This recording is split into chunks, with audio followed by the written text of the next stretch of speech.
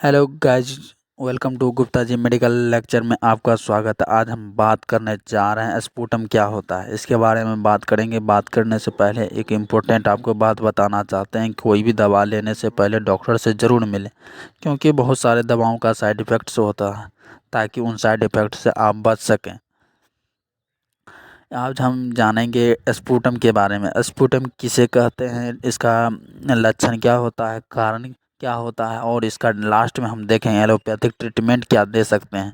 तो हमारे वीडियो में बने रहिए। अगर अभी तक गुप्ता जी मेडिकल लेक्चर को सब्सक्राइब नहीं किए हैं, जाके जल्दी से सब्सक्राइब कर लीजिए, और इसी तरह के इन्फॉर्मेटिव वीडियो का नोटिफिकेशन सबसे पहले आपको ही मिलेगा। जानते हैं स्पुटम किसे कहते हैं। स्पुटम को कफ भी कहते हैं और फ्लेगम भी कहते हैं। यह एक गाढ़ा तरल पदार्थ होता है जो हमारे फेफड़ों से निकलता है।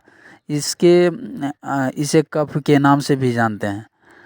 यह अस्थमा और नॉर्मल कंडीशन में अगर खांसी हो रहा है मौसम के वजह से, अगर मतलब कि बैक्टीरियल इन्फेक्शन के कारण जो खांसी हो रहा है उसके कारण भी यह निकलता है। और यह फाइब्रोसिस, COPD जैसी पुरानी बीमारियों से भी, फेफड़ों की बीमारियों में भी ये सब तरल पदार्थ निकलते हैं।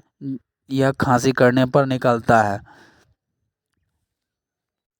जो तरल पदार्थ निकलता है खांसी करने पर, उसी को हम स्पुटम या कफ या फ्लेगम कहते हैं। जानते हैं अब इसका क्या क्या कारण होता है जिसके कारण ये स्पुटम हमारे फेफड़ों से निकलता है।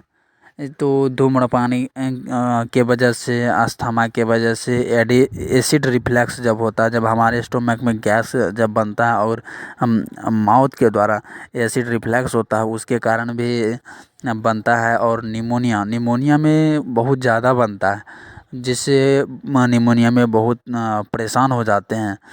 और एक्यूट ब्रोंकाइटिस जब पुराने थे, जब ब्रोंकाइटिस हो तो इसके कारण भी होता है। क्रोनिक ब्रोंकाइटिस जब पुरानी ब्रोंकाइटिस की प्रॉब्लम हो तो उसके कारण भी यह देखने को मिलता है। अगर प्लुमोनरी डिजीज हो तो उसके कारण भी स्प्यूटम निकलता है। तो ये सब कारण होते हैं निकलने का स्प्यूटम का। आइए हम बात करते हैं, हम लक्षण क्या क्या देखने को मिल सकता है इसके बारे में हम बात करते हैं। तो नाक भरा हुआ रहता है स्पुटम से, और गले का आवाज़ भी बदल जाता है, और बार बार भरा भरा लगता है। गले में जो म्यूकस होता है, जो स्पुटम होता है, वो जम जाता है, उसके कारण गला भारी लगता है। और कभी कभी खांसी करने पर अगर ज़्यादा बलगम बन रहा है, ज़्यादा मतलब कि स्पुटम बन रहा है, तो खांसी करने के दौरान वो उसे निकालने में बहुत ज़्यादा मतलब बल की ज़रूरत पड़ती है, जिसके कारण उसके साथ ब्लड, ताज़ा ब्लड आ जाता है।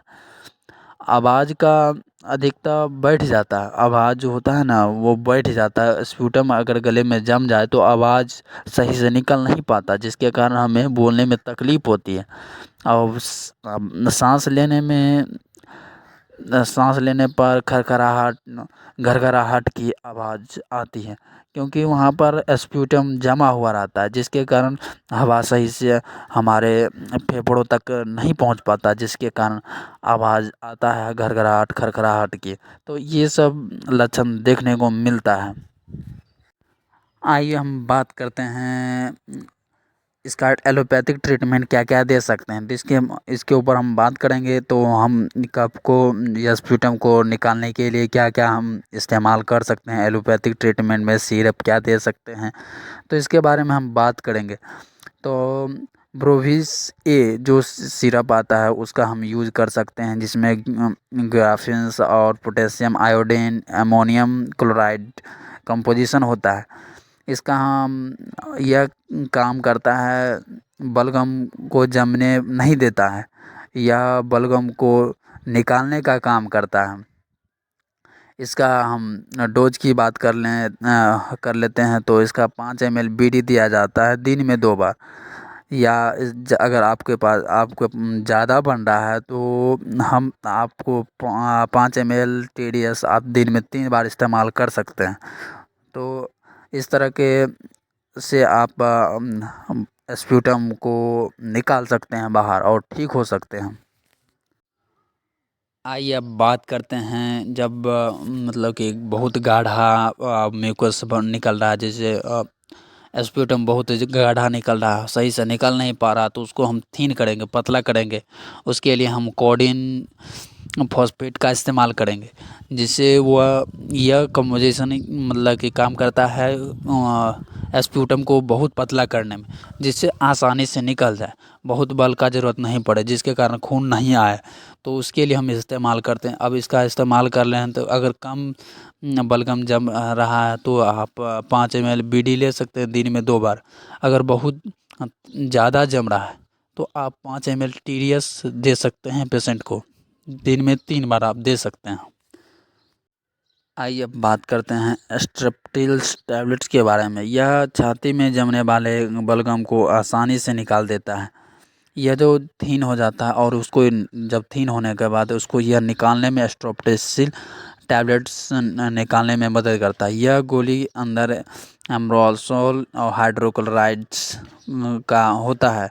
इसके अंदर जो कंपोजिशन होता है एम्ब्रोलॉक्स और हाइड्रोक्लोराइड होता है, जो म्यूकस या मतलब स्पुटम को परत की सुरक्षा परत जमा देता है, जिसके कारण वह अंदर में जाकर ज़्यादा अंदर में रहे तो इन्फेक्शन ज़्यादा नहीं बनाए, उसको कवर कर देता है। और यह इस तरह से काम करता है। इसका डोज की बात कर लेते हैं तो कितनी देनी चाहिए, तो इसका डोज 1 गोली सुबह 1 गोली शाम दे सकते हैं। पेशेंट को ज़्यादा से ज़्यादा मतलब आसानी होगी और जल्द ही ठीक हो जाएंगे।